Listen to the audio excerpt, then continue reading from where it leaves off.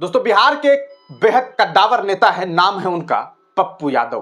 पप्पू यादव काफी चर्चित नेता है। सिर्फ बिहार में ही वो चर्चे में नहीं रहते हैं, बल्कि कहा जा सकता है कि हिंदुस्तान के कई सारे राज्यों में पप्पू यादव की एक पहचान है। वो पहचान इस वजह से है क्योंकि पप्पू यादव ने जो पिछले कुछ सालों में काम किया है वो काफी निराला है। जब कोरोना काल में नेता लोग अपने अपने घर के अंदर में एसी के कमरे में बैठे हुए थे, एसी वाले कमरे में, तब ऐसे वक्त में पप्पू यादव सड़कों पर उतर रहे थे, लोगों के बीच जा रहे थे, उनकी मदद कर रहे थे। ये वो व्यक्ति हैं पप्पू यादव। जब कोरोना काल में अपने लोगों के डेड बॉडीज को छोड़ दिया था, कोई मुख्य अग्नि देने वाला जब नहीं था, तब पप्पू यादव उन लोगों को मुख्य अग्नि दे रहे थे ताकि उनकी आत्मा को संतुष्टि मिल सके। लेकिन जब पप्पू यादव ने चुनाव लड़ने की ठानी, जब पप्पू यादव ने लालू यादव जी से मुलाकात की और कहा कि हम आपके साथ हैं, हम आपके साथ मिलकर के प्रधानमंत्री नरेंद्र मोदी के कार्यकाल को खत्म करना चाहते हैं, तब ऐसा लगा लोगों को, तस्वीरों को देख करके, कि चलो एक बार फिर बिहार में नेता एकजुट हो रहे हैं और यकीनन बिहार में कुछ अच्छा होने वाला है। लेकिन वक्त बदला। वक्त कुछ इस तरह से बदला कि लालू यादव जी से मुलाकात के बाद पप्पू यादव जी ने अगले ही दिन अपनी पार्टी जन अधिकार पार्टी का विलय कांग्रेस पार्टी में कर लिया। दिल्ली में उन्होंने कांग्रेस पार्टी ज्वाइन करते हुए अपनी पार्टी का विलय कर लिया।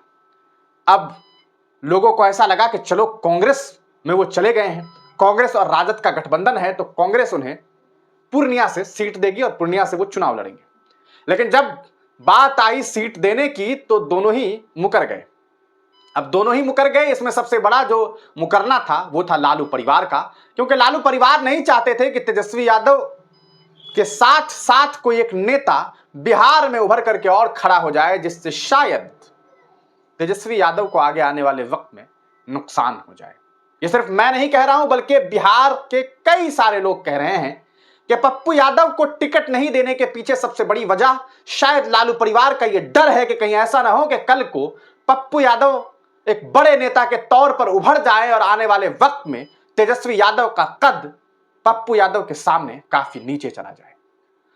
लेकिन ये कद कितना नीचे जाएगा नहीं जाएगा ये अब वक्त बताएगा, क्योंकि उन्हें तो टिकट नहीं दिया गया। लेकिन इसके बावजूद पप्पू यादव ने यह कह दिया कि हम दुनिया छोड़ देंगे लेकिन पूर्णिया नहीं छोड़ेंगे, और उन्होंने नामांकन किया एक निर्दलीय कैंडिडेट के तौर पर। लेकिन दोस्तों, उसके बाद जब चुनाव प्रचार प्रसार शुरू हुआ तब देखा गया कि किस तरह से तेजस्वी यादव जब पूर्णिया पहुंचे तब उन्होंने सीधे सीधे पप्पू यादव के ऊपर भी हमला बोल दिया है। और आज एक वीडियो सोशल मीडिया पे जम करके वायरल हो रहा है जिसमें तेजस्वी यादव ने जो बात कही है यह सोचने पर मजबूर करता है कि आखिरकार तेजस्वी यादव की लड़ाई किससे है। क्या वो वाकई भारतीय जनता पार्टी से लड़ रहे हैं या फिर बिहार के दूसरे उन नेताओं से लड़ रहे हैं जो बिहार के लिए काम करना चाहते हैं और बिहार में पहले भी काम कर चुके हैं। तेजस्वी यादव जब अपने हेलीकॉप्टर से पहुंचते हैं पूर्णिया, तब वहां जाकर के वो ये कहते हैं कि या तो आप इंडिया को वोट दीजिए या एनडीए को वोट दीजिए। क्या मतलब है इस बात का? क्या आप ये कह रहे हैं कि या तो बीमा भारती जी को वोट कर दीजिए, और अगर बीमा भारती को वोट नहीं करना है तो आप जेडीयू बीजेपी को वोट कर दीजिए, लेकिन किसी हाल में पप्पू यादव को वोट मत कीजिए? किस तरह की नेतागिरी कर रहे हैं तेजस्वी जी? किस तरह की राजनीति कर रहे हैं आप? क्योंकि आपकी इस राजनीति से इस बिहार राज्य के कई सारे युवा नाराज हैं जो आपके नौकरी देने से खुश थे। वो लोग ये सोच रहे हैं कि कहीं ऐसा तो नहीं है कि तेजस्वी यादव पप्पू यादव से नफरत करने लगे हैं। आखिर इसके पीछे की क्या वजह हो सकती है कि पप्पू यादव के क्षेत्र में जाकर के, पूर्णिया में जाकर के तेजस्वी यादव ये कहते हैं कि या तो बीमा भारती जी को वोट करिए या फिर एनडीए को वोट कर दीजिए। अगर आपको कहना ही था तो आपको यह कहना था कि अगर आप अपने ही कैंडिडेट के चुनाव प्रचार प्रसार के लिए गए थे तो आपको तो यह कहना था कि आप तमाम लोगों से हमारी यह विनती है, गुजारिश है कि आप बीमा भारती जी को वोट दीजिए और उन्हें जिता करके संसद में भेजने का काम करिए। तब तक ये बात समझ में आती कि चलो आपने पप्पू यादव के बारे में जिक्र नहीं किया। लेकिन आपका कहना है कि वहां पर अगर पप्पू यादव है या उनके अलावा और भी कोई निर्दलीय कैंडिडेट है तो वो सब हारने के लायक हैं। दो ही लोग जीतने के लायक हैं, या तो बीमा भारती जी या फिर एनडीए वाले यानी कि भारतीय जनता पार्टी वाले या फिर जेडीयू वाले। आगे इस पूरे मामले पर बात करें उससे पहले देखिए कि तेजस्वी यादव ने आखिरकार कहा क्या कुछ है। दुआ कीजिए, आप लोगों का आशीर्वाद बना रहे, एकजुट रहना है, किसी के धोखे में नहीं आना। ये कोई एक व्यक्ति का चुनाव नहीं है, ये दो धारा, या तो एनडीए या तो इंडिया, या तो एनडीए या तो इंडिया की लड़ाई है। या तो आप इंडिया को चुनो, और इंडिया को अगर नहीं चुनते हो बीमा भारती को, तो आप एनडीए को चुन रहे हो। साफ बात, साफ बात है। तो दोस्तों सुना आपने, यह है तेजस्वी यादव और उनका बयान। इस बयान के बाद आप क्या कुछ सोचते हैं, अपनी राय कमेंट सेक्शन में जरूर दीजिएगा। पप्पू यादव लगातार यह बात कह रहे हैं कि वो लालू यादव को अपना मानते हैं, लेकिन लालू यादव जी उन्हें अपना नहीं मानते। एक इतिहास है, पूर्व में भी ऐसा हो चुका है कि पप्पू यादव को लालू यादव जी के द्वारा झटका दिया गया है।